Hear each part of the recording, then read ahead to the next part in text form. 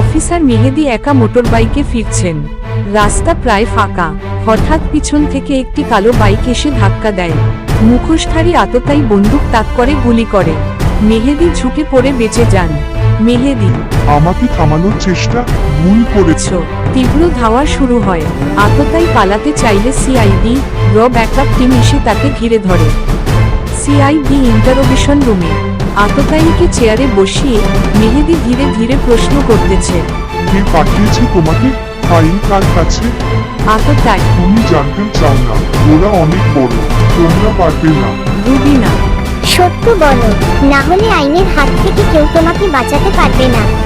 আততায়ী, একজন প্রভাবশালী ব্যবসায়ী ফাইল নিয়েছে, ওকে সবাই চেনে, কিন্তু আসল চেহারা কেউ জানে না। রুবিনা আততায়ী মোবাইল ডেটা হ্যাক করছে। স্ক্রিনে ভেসে ওঠে কিছু এনক্রিপ্টেড মেসেজ। রুবিনা, স্যার দেখুন, এখানে একটা গোপন কোড আছে। মনে হচ্ছে এটা বড় কোনো নেটওয়ার্কের সাথে যোগাযোগের প্রমাণ। মেহেদী, মানে খেলা আরো গভীরে। এখন আমরা শুধু আততায়ী না, আসল মাস্টারমাইন্ডকেও ধরব। আততায়ী ভয়ের কণ্ঠে ফিসফিস করে বলল, তারা তোমাদের শেষ করে দেবে। তাই আপনার একটি ছোট্ট শেয়ার আমার জীবন পাল্টে যেতে পারে।